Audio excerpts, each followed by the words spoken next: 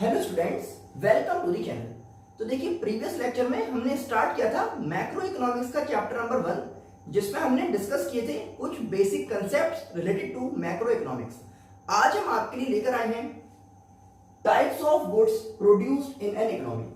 इसका मतलब कि एक कंट्री में, एक इकोनॉमी में किस टाइप के गुड्स प्रोड्यूस किए जाते हैं। तो आपको पता लगेगा कि 4 टाइप के गुड्स यहाँ पर हमें मिलते हैं: final goods, intermediate goods, consumer goods और कैपिटल गुड्स।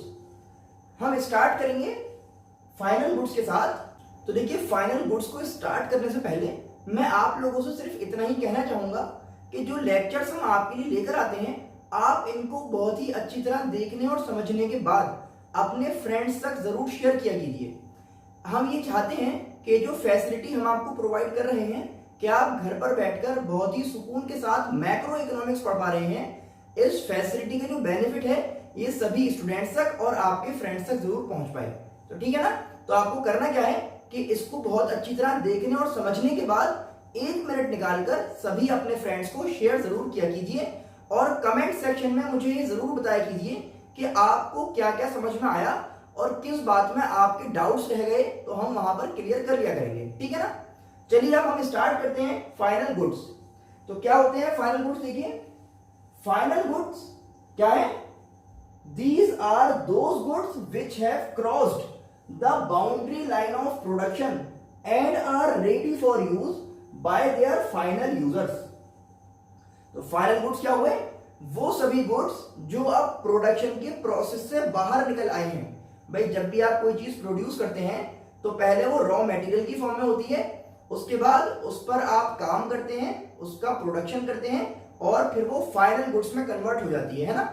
तो प्रोडक्शन होने के बाद, यानी कि अब और कुछ उसमें फर्दर एडिशन नहीं करना आपको, वो चीज फाइनल गुड्स में कन्वर्ट हो चुकी है। ठीक है ना। तो उसको आप क्या कह रहे हैं? Final goods. तो फाइनल गुड्स को कौन परचेज करेगा? तो फाइनल गुड्स को जो बताया गया ना, use by there final users.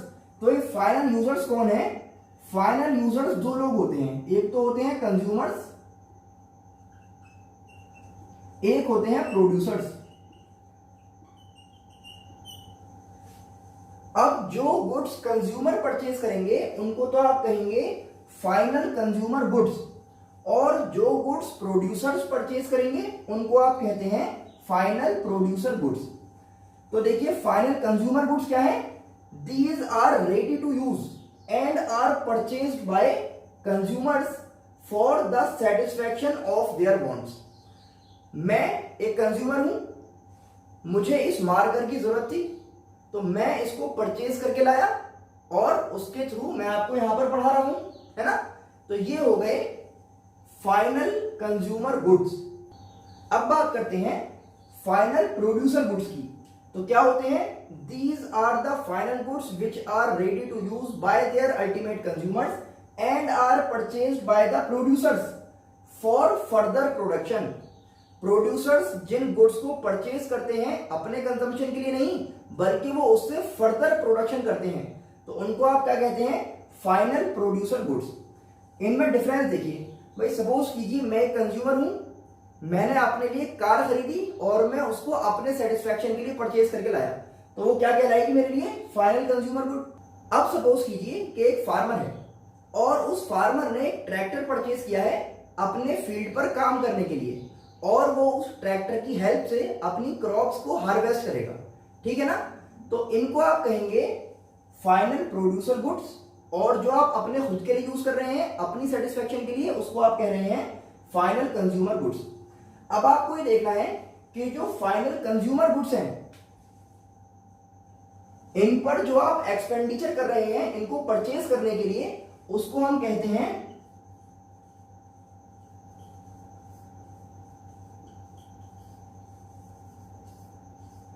Consumption expenditure.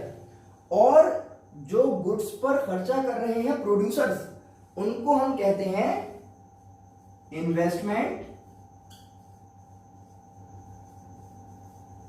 Expenditure. क्योंकि वो जो फार्मर था उसने इन्वेस्ट किया ना अपना पैसा, ताकि वो उस फील्ड पर जरा आराम से काम कर पाए, तो प्रोडक्शन प्रोसेस को आगे कंटिन्यू करने के लिए उसने इन्वेस्ट किया।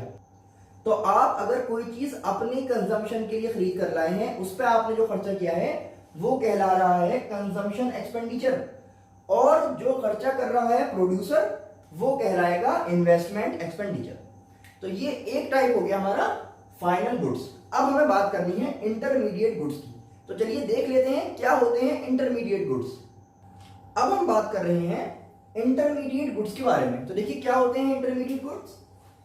These are those goods which are within the boundary line of production and these are not ready for use by their final users।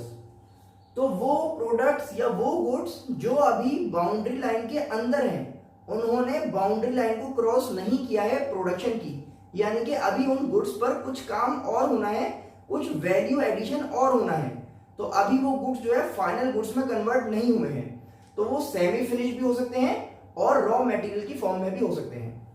तो देखिए अगर हम बात करें इंटरमीडिएट गुड्स की, तो इसमें आपका रॉ मटेरियल तो आता ही आता है,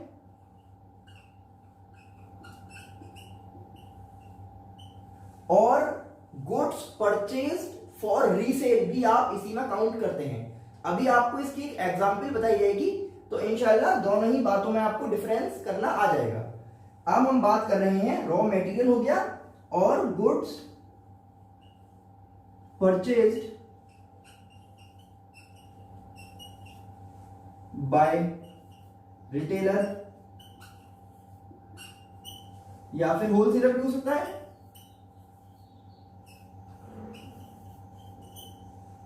फॉर रीसेल। तो ये 2 पॉइंट है यहां पर आपके पास। अब जरा बात समझिए कि ये मार्कर है, प्लास्टिक का बना हुआ है। तो ये जिस फर्म ने या जिस कंपनी ने मार्कर बनाया होगा, पहले वो बहुत सारी प्लास्टिक लेकर आए होंगे इस मार्कर को प्रोड्यूस करने के लिए। तो इस मार्कर को मैन्युफैक्चरिंग करने के लिए जो प्लास्टिक लाई गई थी, वो प्लास्टिक कहां आ गई, रॉ मटेरियल में। बात समझ में आ गई, बहुत इजी था। अब ये क्या है, गुड्स परचेज्ड बाय रिटेलर या फिर होलसेलर फॉर रीसेल। अब ये देखिए कि अगर मैं ये मार्कर परचेज कर रहा हूं, तो मैं तो कितना खरीदूंगा, 1 या 2, और उससे अल्टीमेट उसको कंज्यूम कर लूंगा, वो खत्म हो जाएगा। लेकिन अगर मेरी एक शॉप हो स्टेशनरी की, जहां पर मैं बहुत सारे बॉक्सेस ले आया हूं जिसमें 1000-2000 मार्कर रखे हुए हैं, और मुझे उनको अल्टीमेटली रीसेल करना है कस्टमर्स को, तो फिर वो मेरे फाइनल कंजम्पशन के लिए तो हुए नहीं, बल्कि मैं तो उनको रीसेल करने के लिए लाया हूं। तो जब भी कोई चीज परचेज की जाती है फॉर रीसेल पर्पस, तो उसको आप कहेंगे इंटरमीडिएट गुड। बताइए बात समझ में आई या नहीं आई। इसी तरह से रॉ मटेरियल के साथ आप यहां पर लिख सकते हैं सेमी फिनिश्ड गुड्स। देखिए सेमी फिनिश्ड गुड्स की अगर बात करें, तो ये हो सकता है कि सपोज कीजिए कि 2 फर्म्स हों, ए और बी। तो फर्म नंबर ए जो है, यहां पर तो इस मार्कर की सिर्फ बॉडी बनती है, ठीक है ना। अच्छा फर्म नंबर बी जो है, ये क्या करती है, ये इसको रिफिल करती है, ये जो है इसको रिफिल करती है। अब आप ये देखेंगे कि फर्म बी जो है वो ए से परचेज करती है semi finished markers. Semi finished marker क्या है, सिर्फ ये बॉडी जो है मार्कर की, और वो लेकर आती है अपने पास, अपने प्लांट में, वहां पर लेकर आए जहां पर प्रोडक्शन हो रहा है। सारे मार्कर्स को रिफिल किया गया, उनमें टिप लगाई गई ऊपर की जिनसे आप लिख रहे हैं, और फिर ये फाइनल गुड में कन्वर्ट हो गया। तो यानी कि जो ए से खरीदी है बॉडी, ये क्या है, सेमी फिनिश गुड। तो सेमी फिनिश गुड्स जो है वो भी किस कैटेगरी में आएंगे, इंटरमीडिएट गुड्स की। बताइए इतनी बात समझ में आ पाई या नहीं आ पाई। Very good. यहां पर एक बात और है आपके समझने की, कि जो खर्चा किया जाता है, जो एक्सपेंस किया जाता है on the purchase of intermediate goods, उसको हम कहते हैं इंटरमीडिएट कंजम्पशन। क्या कहा जाता है उसको, इंटरमीडिएट कंजम्पशन। अब हम आगे चलते हैं कंज्यूमर गुड्स की तरफ। तो चलिए देख लेते हैं कि क्या होते हैं कंज्यूमर गुड्स। तो देखिए कंज्यूमर गुड्स क्या होते हैं? These are those goods which are directly used by the final users for the satisfaction of their wants. वो गुड्स जो डायरेक्टली कंज्यूम कर लिए जाते हैं by the final users for the satisfaction of their wants, अपनी wants को satisfy करने के लिए। भाई आपको भूख लगी, आपने एक ब्रेड ली और खा लिया आपने, तो क्या हुआ? आपने अपनी वांट को सेटिस्फाई कर लिया, तो ब्रेड जो है आपके लिए क्या हुई? फाइनल गुड, ठीक है ना। अब ये जो बात कर रहे हैं यहां पर कि फाइनल यूजर्स कौन है, तो फाइनल यूजर्स में कौन आते हैं? हाउसहोल्ड्स, फाइनल यूजर हो सकती है गवर्नमेंट, और फाइनल यूजर हो सकते हैं एनजीओ। तो ये तीन कैटेगरी बताई गई। इनमें से तीनों लोग जो भी गुड्स को खरीदने में एक्सपेंडिचर कर रहे हैं, कौन से गुड्स खरीद रहे हैं? फाइनल कंजम्पशन गुड्स, तो उनको आप कहते हैं फाइनल यूजर्स। और ये जो खर्चा किया जा रहा है ना, उस खर्चे को आप कहेंगे फाइनल कंजम्पशन एक्सपेंडिचर। और मैक्रो इकोनॉमिक्स जब आप आगे स्टडी करेंगे नेशनल इनकम के बारे में, तो इसको डिनोट किया जाता है सी से, कैपिटल सी। इसको आप कहते हैं फाइनल कंजम्पशन एक्सपेंडिचर। डिनोट किससे कर रहे हैं? कैपिटल सी से।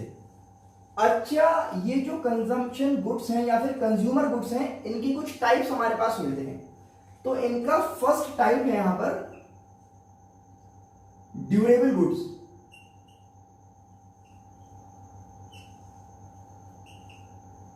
तो ड्यूरेबल गुड्स कौन से होते हैं? वो सभी गुड्स जिनको आप यूज कर सकते हैं for more than 1 accounting year, 10, 12, 15 साल तक भी चल सकते हैं, तो इनको हम कहते हैं ड्यूरेबल गुड्स, ठीक है ना। तो वो गुड्स जिनकी उम्र लंबी होती है, तो उनको आप क्या कहेंगे? Durable goods. नेक्स्ट है आपके पास non durable goods. Non durable goods कौन से होते हैं? नॉन ड्यूरेबल गुड्स वो होते हैं जिनको आपको सिंगल यूज में ही कंज्यूम करना होता है, उसके बाद दोबारा आप उनको कंज्यूम नहीं कर सकते। जैसे मिल्क, आपने दूध पिया, खत्म हो गया। ब्रेड, आपने एक बार वो ब्रेड कंज्यूम की, खत्म हो गई। बटर, या फिर ये मार्कर, मैं जब एक बार इससे लिख लूंगा तो फिर ये मेरे लिए खराब हो जाएगा अगर ये रिफिल ना हो पाए, ठीक है ना। हम इसको रिफिल कर लेते हैं, वो बात अलग है। चलिए पेन की एग्जांपल ले लेते हैं। पेंसिल ले लीजिए, पेंसिल आपने एक बार यूज की, खत्म हो गई, दोबारा तो वो बड़ी हो नहीं पाएगी, है ना। तो ये क्या है? ये होते हैं आपके नॉन ड्यूरेबल गुड्स। इन दोनों के बीच में एक साहब है, उनको आप कह रहे हैं सेमी ड्यूरेबल गुड्स। तो सेमी ड्यूरेबल गुड्स कौन से होते हैं? वो गुड्स जो 1 साल के आसपास के टाइम तक चल सकते हैं, या फिर 2, 3, 4 बार यूज आप उनको कर सकते हैं, तो उनको आप क्या कहते हैं? सेमी ड्यूरेबल गुड्स, ठीक है ना। और फाइनली लास्ट में हमें मिलती हैं सर्विसेज। लास्ट में क्या है? सर्विसेज। तो देखिए सर्विसेज क्या होती हैं? सर्विसेज का प्रोडक्शन और कंजम्पशन साइमल्टेनियस होता है, यानी कि जैसे ही जो सर्विस प्रोवाइडर है वो सर्विस प्रोड्यूस करेगा या फिर आपको सर्विस प्रोवाइड करेगा, फौरन ही वो सर्विस आपको कंज्यूम करनी होती है। जैसे सपोज कीजिए कि आप गए एक बार्बर के पास, एक हेयर ड्रेसर के पास, आपने जाकर अपनी हेयर कटिंग कराई या फिर आपने शेव कराई, और हेयर कटिंग या शेव कराने के बाद आपने उनको पैसे दिए और घर आ गए। तो क्या हुआ कि जिस टाइम वो सर्विस आपको प्रोवाइड कर रहा था उसी टाइम आप उस सर्विस को कंज्यूम भी कर रहे थे। तो ठीक है ना, सर्विस क्या हो गए? नॉन मटेरियल गुड्स, जिनका कंजम्पशन और प्रोडक्शन क्या होता है? साइमल्टेनियस। तो ये बात हो गई कंज्यूमर गुड्स की। चलिए अब बात करते हैं कैपिटल गुड्स के बारे में। तो चलिए देख लेते हैं क्या होते हैं कैपिटल गुड्स। तो चलिए अब डिस्कस कर लेते हैं last point, which is capital goods. तो क्या होते हैं capital goods? These are those goods which are used in the process of production for several years. ये बहुत इंपॉर्टेंट है, यहां पर याद रखना। Which are used in the process of production for several years and which are of high value. And which are of high value. These goods are fixed assets of the producer. तो ये मान लीजिए कि जो fix assets होते हैं, plant and machinery, land and building, account सभी ने पढ़ी है। फिक्स एसेट्स के बारे में सभी लोग जानते हैं। तो फिक्स एसेट्स को आप क्या कहते हैं? Capital goods. ये जो यहां पर बताया गया ना कि यूज उनका कब तक होना चाहिए? फॉर सेवरल ईयर्स, ये यहां पर बहुत ही इंपॉर्टेंट है कैपिटल गुड्स को समझने के लिए। देखिए दो बात यहां पर आपको मिलती हैं, एक होते हैं प्रोड्यूसर गुड्स, एक होते हैं कैपिटल गुड्स। तो प्रोड्यूसर गुड्स जैसा आपने यहां पर देखा था फाइनल गुड्स के अंदर कि प्रोड्यूसर गुड्स क्या थे? वो सभी गुड्स जो यूज करता है प्रोड्यूसर किसी और चीज को प्रोड्यूस करने के लिए। लेकिन बात क्या है कि जो प्रोड्यूसर गुड्स है ना, ये नॉन ड्यूरेबल नेचर के होते हैं। सारे नहीं, जो बात समझा रहा हूं उस पर जरा फोकस कीजिए। प्रोड्यूसर गुड्स क्या होते हैं? नॉन ड्यूरेबल नेचर के होते हैं। किस तरह कि सपोज कीजिए अगर हम बात करें वुड की, तो एक आपका फर्नीचर वाला है जो पहले वुड लेकर आता है और उससे वो फर्नीचर बनाता है और उसको सेल कर देता है। अब आप ये सोचकर बताइए कि क्या ये फर्नीचर के लिए जो वुड उसने यूज किया है, इस वुड को दोबारा यूज कर सकता है किसी और चीज को बनाने के लिए? नहीं कर पाएगा। तो इसका मतलब ये पता लगा कि प्रोड्यूसर गुड्स कौन से होते हैं? जो एक ही बार में यूज करके खत्म हो जाते हैं, मतलब आप उनको दोबारा नहीं कन्वर्ट कर सकते, ठीक है ना।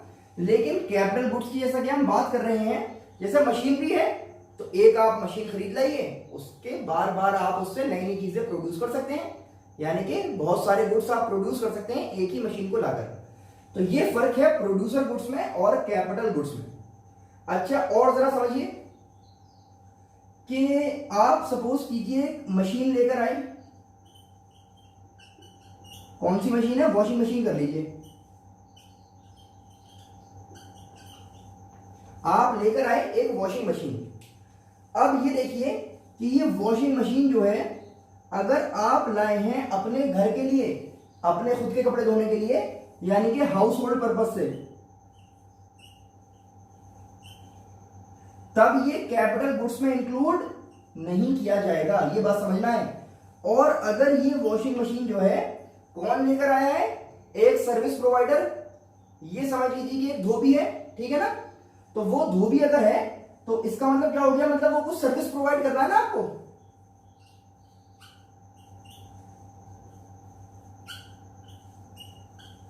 तो अब ये सर्विस प्रोवाइडर हो गया, प्रोड्यूसर समझ लीजिए, कुछ तो करके दे रहा है ना आपको। तो अब ये सर्विस क्या प्रोवाइड कर रहा है कि लॉन्ड्री की सर्विस आपको प्रोवाइड कर रहा है, आपके गंदे कपड़ों को धोकर ला रहा है वो इस वाली वॉशिंग मशीन में। तो अब ये उसके यूज में आ रही है, एक तरह से उसके लिए एसेट है, उसको पैसे कमाकर दे रही है, तो ये काउंट किया जाएगा जिसमें? कैपिटल गुड्स में। तो ये आज हमने समझा है डिफरेंट टाइप ऑफ गुड्स, जिसमें हमने क्या क्या देखा? Final goods, intermediate goods, consumer goods and capital goods. I hope आज का लेक्चर आपको समझ आया होगा। अब आपको करना क्या है? इसकी प्रैक्टिस कीजिए, इस लेक्चर को अच्छी तरह समझ लें, अपने नोट्स प्रिपेयर कीजिए, अपने फ्रेंड्स को जरूर शेयर कीजिए। इस लेक्चर के बारे में जो भी चीज आप हमें बताना चाहते हो वो आप कमेंट सेक्शन में हमें बता सकते हैं। चैनल को सब्सक्राइब करना ना भूलें। हम मिलते हैं आपसे नेक्स्ट लेक्चर में। Thanks for watching.